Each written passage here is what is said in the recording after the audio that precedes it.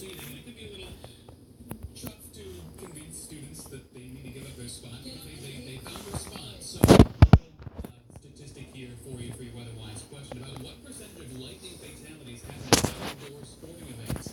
Is it, we'll have the numbers here in just a moment, 10%, 25%, 40%, or 60%? That answer is coming up here. We're going to be watching for the potential for some lightning and just general, perhaps strong to severe storms coming up later on today, especially in this yellow area, indicating that level 1 low risk of severe weather from the Storm Prediction Center. Could be a couple of strong to severe storms, and not expecting anything widespread. If these do turn severe, though, hail, gusty winds, the main threats. If we get enough turning of the wind, we could also get a brief tornado or two. However, that threat is fairly low as it looks right now. As always, though, we'll be watching at the Weather Lab and give you any updates throughout the day on KCRG.com, as well as on our Facebook and Twitter pages. Right now, 62 Cedar Rapids and Manchester, 64 Decorah. We have 60 down toward Mount Pleasant under a clear sky area-wide. We are going to be having a mostly clear sky throughout a good share of the morning into the early afternoon, but then storms do arrive later on. We also have a lot of mild weather for the upcoming week here. In fact, lots of orange on the map here indicating those fairly mild temperatures. Air coming out straight out of the southwest, and that sticks around straight into the first half of the weekend.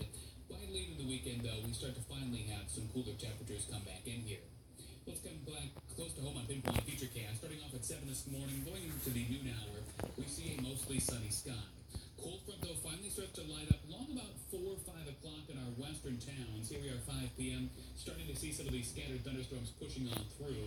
Those come on by throughout the late afternoon, early evening hours, and by 10 o'clock, a lot of this activity is going to be over and done with. After midnight, we start to clear out some, and that'll set the stage for a very nice Tuesday.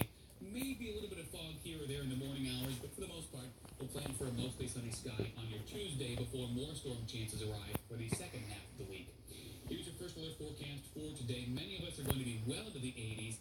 85 degrees in Cedar Rapids, 86 Iowa City. Partly sunny skies move in with a storm chance late. South winds of 10 to 15 miles an hour. Tonight, we're back in the 50s to near 60 degrees. 57 Dubuque, Manchester, 59 Washington. Chance of storms early, then clearing after midnight. Here's a look at the next 9 days. For Tuesday, mostly sunny, 82. 84 on Wednesday. As far as those storms on Wednesday, the highest chance is going to be closer to the Minnesota border. Most of us are going to be avoiding that. For Thursday, that front slips back to the south a little bit for that first day of fall, so we all have a chance of some rain on Thursday. Lifts back north on Friday, Saturday, just a slim shot at a shower or two. For Sunday, cold front finally comes on through. That brings back more rain chances and cooler temperatures as well. Okay, here's that weather-wise question about what percentage of lightning fatalities happen at outdoor sporting events. Is it A, 10%, B, 25%, 40%, or 60%? I would say it would be on the lower end. I'll go B, 25%. I'd say A, 10% because I think that in the news business we would hear more about these. So I'm going to go with A, 10%. As it turns out, according to the NCAA's handbook for sports safety, Really? it's as high as 60% on average. Wow. Now, there's a lot of these that happen where, people work outdoors and things like that, but it can happen sometimes, and it's one of those things that, we have to keep an eye on, so a lot of rules have gotten better as far as lightning, the radius around the stadiums, and hopefully it gets better over time. There's a couple Fridays ago to Friday Night Lights, but it all starts pushing through about 10 days. So we need to adhere to that as well. So, The college community in eastern Iowa is mourning a loss of one of its students. Decorah police reported finding a man's body in the river after he went missing for a day and a half. Luther students stayed for 24-hour news source. KCRG TV 9, it's 646. KCRG TV 9's Weatherwise is brought to you by Benjamin Franklin Plumbing. Why are you working so late? Important work doesn't keep regular hours. Remember, patients, lost time is never found again. Keeping appointments on night and weekends sounds exhausting. People may not have time during the busy week to keep appointments. That's why Benjamin Franklin Plumbing offers weekend and evening appointments at no extra charge. You work too hard. No wonder you're going long. Patience. And remember, if there's any delay, it's you we pay. Call Benjamin Franklin Plumbing, the punctual plumber. I'm Stephanie Estrada. I'm a mom. I'm a fitness enthusiast. I'm a boxer. I'm a Linear Credit Union member. Typical day is work, gym, grocery store, kids' activities. I am a driven person. When I want to get something done, I do it. I like the shortest possible route to get it done. That's why I like the Linear app.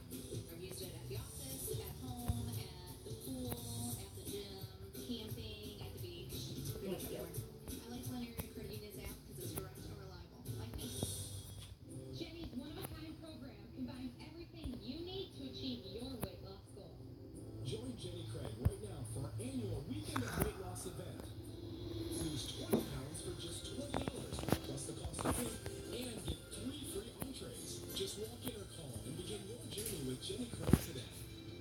So what are you waiting for? If you're ready to show the world the real you, it's time for Jenny. Come in and get the results you want from this one-of-a-kind weight loss program. Tired of counting sheep on your old mattress? Stop suffering and start sleeping on a great mattress from Lebanon Mattress Factory during our Sweet Dreams Sweet Savings Sale. Flippable queen sets with cooling gel and memory foam start at just $5.99. Get comfortable on a luxurious adjustable bed as low as $9.99. Plus take 4 years to pay with no interest, but only at Lebanon Mattress Factory and only during Lebanon's Sweet Dreams Sweet Savings Sale. Hurry in today. At Brown Place Retirement Living and Memory Care, we are devoted to helping you and your loved one embrace every moment. We are staffed by professionals who honor each resident's individual needs. Brown Deer Place is a beautiful place, and it's a joy to live here. The staff is great, so you feel very safe and comfortable. It's so A+ everywhere. They're so good to you, and they know what you need, and they're trained to be excellent helpers to the elderly. New this morning, the driver of a motorcycle died in a crash in Waterloo. It happened around 10:45 last night. Officials say the driver missed a curve on Westfield Avenue. Waterloo Fire Rescue took him to the hospital where he later died. Authorities have not released his name. The vice presidential candidates for Hillary Clinton and Donald Trump will be in Iowa today. Republican Mike Pence will hold an event in Mason City this afternoon. Then there's Geesey Manufacturing in Dubuque. Pence was on ABC Sunday Morning yesterday talking about Trump's latest Second Amendment comments toward Clinton. Trump made a comment about her Secret Service protection dropping their guns and seeing what would happen. The Indiana governor defended those comments. I think what Donald Trump was saying is if Hillary Clinton didn't have all that security, she'd probably be a whole lot more supportive of the Second Amendment. Pence also fired back at the coverage of Trump, saying the media spends more time on Trump's last day than Clinton's last 30 years. Democrat Tim Kaine will appear at Memorial Union on the Iowa State University campus at 2 o'clock this afternoon. The Clinton campaign says Kaine's visit will focus on young people getting involved in presidential campaigns. Kaine is split with Clinton over the description of some Trump supporters as irredeemable. But Kaine says Clinton was right to call out dark emotions. But I think the obligation that we have, and Secretary Clinton Hillary said this too, is while that is a motivation of some of the Trump supporters, and we won't get them, I do have confidence over time that that kind of motivation is reducing. Kaine also says Democrats can change the minds of Trump supporters on such issues as where President Obama was born. Investigators in Decorah have found a body in the search for a missing Luther College student. Decorah police reported Bjorn Norderhow missing on Saturday. Someone last spotted him around 2 in the morning on Saturday at the corner bar in Decorah. That's a couple of miles from the Luther campus. Investigators say that they found a 21-year-old student's body after a search along the upper Iowa River. Around 9:30 a.m. yesterday, the sheriff's office got a report that a body was found in the river near Clay Hill Road outside of Decorah. Officials soon determined it was Bjorn Norderhow. In a statement, the Luther College president said, quote, "The Luther community is devastated by this loss and continues to pray for Bjorn's family. We ask that the community come together and support one another in this difficult time." Last night, people all throughout Luther gathered for a prayer service to remember Norderhow.